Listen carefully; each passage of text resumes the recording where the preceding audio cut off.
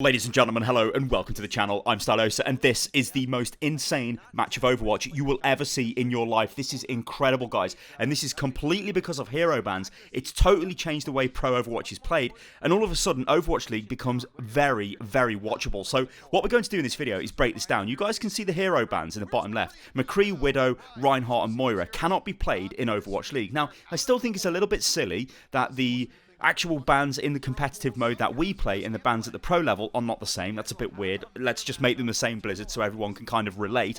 Anyway, look at what's going on here with these comps. It is just crazy. So what we're going to do is break this down, and I'm going to try and explain why we're seeing these comps and why this is just such an interesting game. Now, a bit of a disclaimer. I'm not using the replay tool here because I'm actually recording this the day after this was played. So this is a Monday I'm making this. I'm in an airport. I just had to make this video because this is just incredible. I've been watching this game back and it is so much fun to watch, like the entire match as well.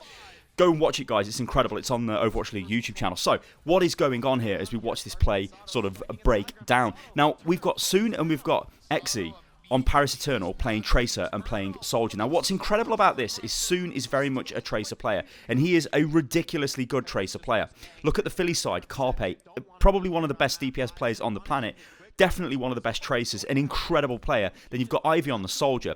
Then you've got Sado and Poco running the Winston and the Diva respectively. No Smite and Hanbin on the Eternal side running the Winston and the Diva respectively. And then interesting, oh, this is a bit of a sad moment. That's unlucky there, that pulse bomb. And then what we see on the support lineup is Zen and Brig on both sides. That is crazy.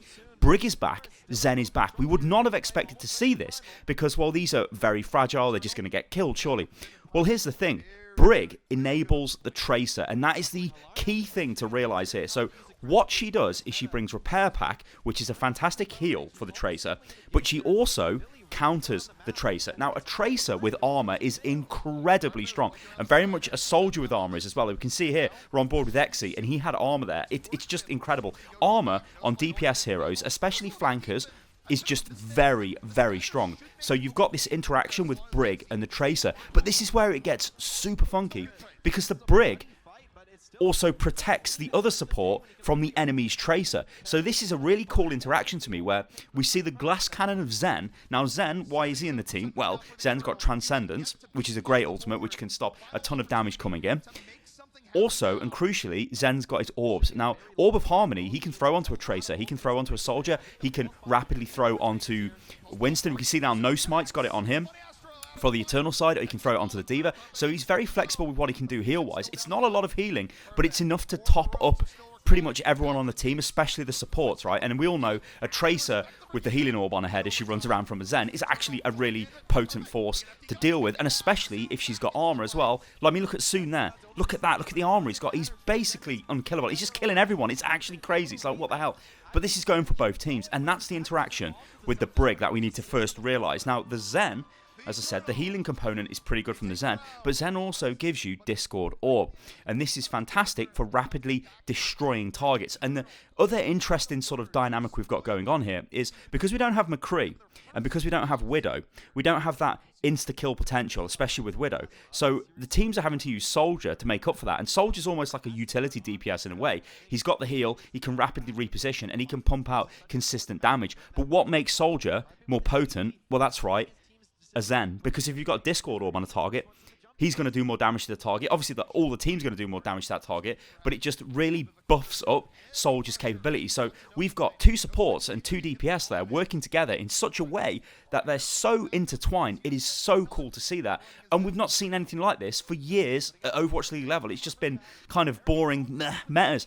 Now, this game actually had really good viewing figures for this season. I've seen it over 60,000 viewers on YouTube, which is pretty good for this season. Yeah, it's a far cry away from 100,000 viewers and whatever like we used to get the other seasons.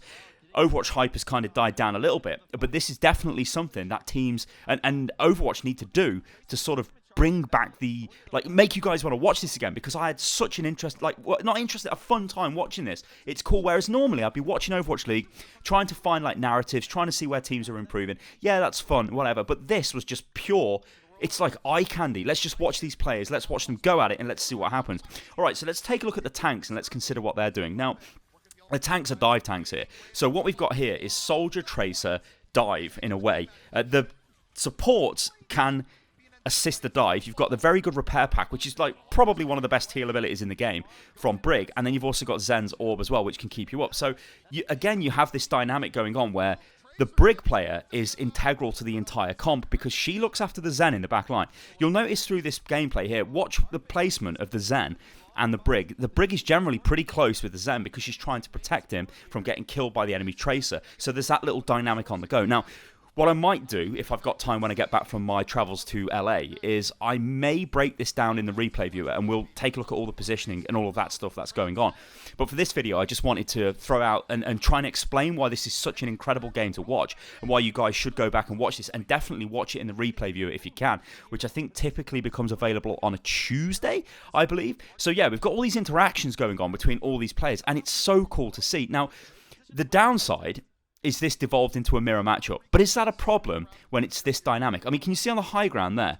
You can see that FD God is the Brig, he's with his Zen, and he's with his Soldier. They are all together in a little clump. They're protected. They're very glass cannony. They can get destroyed. If the dive hits them super hard, it might take them out. It's great. It's just very dynamic. Everybody's moving all over the place.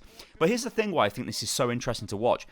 We're looking at DPS players with the potential of carrying a game. But we're also looking at tanks with the potential of carrying the game. And we're also looking at supports with the potential of carrying the game. So the beauty of this is everybody can pop off. And that's very rare in Overwatch. Typically, it would just be down to... I mean, you go back to GOATs. We always use GOATs as the example. But it would... in fact, forget GOATs. Let's talk about the meta from last week. It was the Mei and the Reinhardt. They were the ones who were carrying the game. Typically the Mei. Because the Mei just needs to get a clutch wall off. And then you win the fight. Or if you get a clutch wall off as the Mei, the other Mei needs to get a clutch defensive wall off. If they don't, then you lose the fight. And that was it. And that's not great, right? This is saying, look, guys, go crazy. And what's really funky about this is because there are the weekly bans which come into Overwatch League. Also, the map is bugged here, I noticed. What's going on with Soldier? But because there's weekly bans, it gets different every week. Now, the real kicker to all you Soldier 76 fans out there is he's banned for next week. So thanks for that, Blizzard. The way Blizzard do the bans is yeah. Now, you guys might be a little bit confused if you watch the video tomorrow, because I made a video to go out today, but I've changed it with this video you're watching now. In the video tomorrow, I do talk about the hero ban system in a little bit more detail. We look at the Houston game, which is actually a really good play by Houston, and they beat Paris, which is cool. But the key thing the point I'm trying to make is, the way they do the hero bans at Overwatch League level is fun with the whole sort of random selection of the most played heroes that the desk talent do, but it could be better, right? I think we got lucky the way the games and this sort of micro meta developed for this week. What will happen next week when we've suddenly got a bunch of different bans which come in, which isn't, great. I mean, we've got Lucio banned, we've got Winston banned, we've got Soldier, and we've got... I forget who the other one is. Hang on, let me check. I'll just check live. I'm actually in like a little small room recording this. Come on, Sty, where is it? Where's the info? Oh my god. You guys are probably like, Sty, I know what it is. What you do? Sty, we've already seen it, man. I'm like, yeah, chill. Sombra, that's it. So Winston, Soldier, Sombra, Lucio. Which is... yeah, unfortunate. All right, let's get stuck into this, because this is the final round of the entire series, and it is incredible to watch. So you can see the Soldier. Let's just commentate on what's going on from each perspective as we end up on the player. Soldier takes the high ground here, which is obviously a good position for Soldier to be in. He can work this point over. This is a very difficult point to take back once you capture it. So Xe takes out Carpe, which is a massive pick. Like, this is one of the things to remember in this comp as well. If you kill one of the enemy team, and a lot of it does kind of come down to these almost 1v1 duels. Look, Ivy gets another kill again, which is another ridiculously good shot there with the Helix rocket. But you get a kill, you pretty much win this fight. And it's so like high risk. And there are elements in this match where we will see Tracers go against each other. Like, soon he'll have the balls to take on Carpe at a moment which is just incredible. And you'd be like, what? Why would you do that? Because if you die, you could lose the entire match. But if you win, well, then you win the game. It's like such high stakes, and it makes it so incredible to watch. It's such a refreshing match this is to watch. It's just unbelievable, because it's been so long since we've seen Overwatch like this. And a lot of the feedback I was seeing after this was, wow, Overwatch is fun to watch. And it is. if it's like this. But when it's not, and it devolves into the way it's been for years and years, that's not great. But now it won't do that because we've got weekly hero bans, which I'll be very surprised if they remove out of the game. So here, look at this. Right, we've got Carpe trying to take on Soon. Carpe disengages from that 1v1. Why? Well, because Soon had a Harmony Orb on him, so he knows he can't win that fight. It's just great to see that. Little mini decisions get made. Right, I'm going to drop out, I'm going to drop back in, I'm going to drop out, I'm going to drop back in. Back on board with Ivy, gets killed, which is unlucky. Well, actually, it was a really good pulse bomb by Carpe, but Ivy did have Tac Visor, which would be a very powerful ability because it's going to shut the Tracer down. Apart from like the other heroes and stuff, yeah, it's not going to do too much to them. It's going to push them away, I suppose. You could get the Diva in your face or the Winston dives on top of you, but it would be probably used just to try and clip the Tracer really fast, or something along those lines. It's not a game-winning ultimate, it's just a nice little ultimate, which I guess you can say for a lot of the ults here with the teams, with the exception maybe of the Diva Bomb, which could potentially wipe a team. This here, I mean, look at this, what's Soon doing? Like, this is like, what are we doing? Okay, he's found out, he disengages straight away because he knows if he dies, that's it. He did kill Carpe, though, before we actually jumped on board with him. That is an incredible, like, that is such a mega trade. Look at the percentages. It's 90% to Paris here. They've won the fight, right? Carpe's dead. Well, we're about to see why Carpe gets paid the big money, and this is just incredible. Like, I'm kind of sad. Like, you imagine the old London roster with Carpe instead of Birdring. It would have been a sight of wonder. Anyway, moving on. So, look at this. What? Like, Carpe gets a kill. I mean, I would show you Carpe's point of view here. The spectators, I don't know what they're doing. They're showing us Carpe. I mean, like, you would just be on board. Look at the kills. Okay, now they finally realise, like, oh, let's go on board with Carpe after he's killed the whole team. Good job, spectators. Yeah, have a clap. What the hell? That is clutch value. That is incredible. Now, it's 99% in Paris' favour, so they only need to win one fight. But the thing here is it's so difficult to attack back onto this point and take it. Like, they've got such a massive advantage now, Philly have. Yeah, okay, you only need one fight as Paris, save your ults, run in and use them, but it's not as simple as that, because the ultimates they've got here are not mega ults that are just going to wipe people out. In fact, probably the best ult is the Pulse Bomb, which just got eaten there by Hanbin, which is actually incredible there. So he was predicting that, manages to eat it up, because that could have caused this fight to be over. Poco gets a kill on no smite, which probably means the fight is now over, so they've got to disengage. You can't go in without your main tank, you're just going to trickle in. It's not great. So they pull out. Well, actually, they don't. They are committed, which is, I don't know, kind of weird. Yeah, Tac Visor comes in, load of other kills. I suppose the good thing here is they knew they were in a bad position. They couldn't get out, so they probably made the decision just to jump in. Maybe they get another ultimate at the enemy team. They did get Tac Visor. Like I said, it's not a major, super high-value ultimate that's going to win the fight, but it's just incredibly good to just get anything out of the enemy when you know the fight is lost. So now we're starting to get into maybe two-fight territory. Because it's so prolonged to attack this point, you can't just go in, take a clean fight, then come back out. It's all the positioning. It's trying to get in, it's trying to get out. It's just incredible. Like, this is such a good game to watch. I hope I'm really conveying to you guys how good this is. This is, I mean, you can tell, even by this spectator work, how fun this is to watch. Look at that. Pulse Bomb goes in. Did it get anyone? No. Soon missed. Sado, like, where's his positioning? What's he doing? All right, we're on board with Vexy. What's he doing? Well, he's using Tac Visor with a broken animation. GG Blizzard. Manages to put a little bit of damage out. It doesn't matter, though, because Sado kills Soon, and then it starts to get super messy. Alarm kills Hip. Carpe gets a bomb in.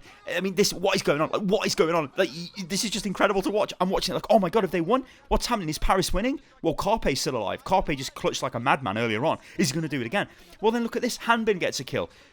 Xy's got an amazing position, manages to get the Diva to demech and use a bomb, which is a fine result. Poco then kills No Smite, Sado kills Hanbin. Xy, I mean, what is this? Like, I'm literally reading the kill feed off. It is coming in so quick. It is crazy to watch. Everybody's all over the place. We've got Lucio now instead of the Brig, because they need to get back to the point. It's like, what is going on? This is amazing to watch. Look at it. Look at it.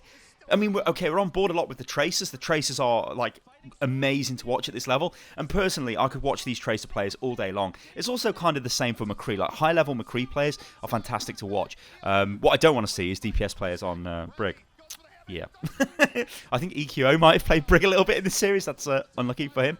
Anyway, look at this. It's just crazy. This is dropped into a brawl. Now, there are purists out there that say, well, this isn't as good, Sty, as Overwatch League can be. Because, well, Overwatch League should be about the best quality strategy and all of this stuff. Well, I'd say to those people, you don't know what you're talking about. Esports is an entertainment product.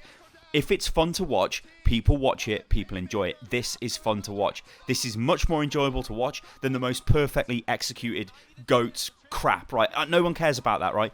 or the best Mei walls. Who cares about that? We want to see skill, we want to see dynamic play, and that is exactly what we've seen throughout this entire series. Ladies and gentlemen, I've been Stylosa. I hope you guys enjoyed the video. If you did, remember you can follow me on Twitter, which is @Stylosa. I'm also @Stylosa on absolutely everything, and yeah, I should probably get myself, you know, on the plane now. I've got a flight to catch. Alright guys, I'll catch you on the next one. Oh, remember, if you did enjoy the video, do like the video, and yeah, comment below and all that stuff, and click the bell, and because that'll alert you to when videos go live. And yeah, let me know what you think as well about the hero bans and the fact that there's no parity. And yes, as I did kind of allude to earlier on in the video, there is another video coming out tomorrow, which will be on the Houston game, because Houston, I did call them the worst team in the world. They're not anymore. They're actually pretty good, and they're very, very good at adapting really fast. All right, guys, I'll catch you on the next one. Toodaloo.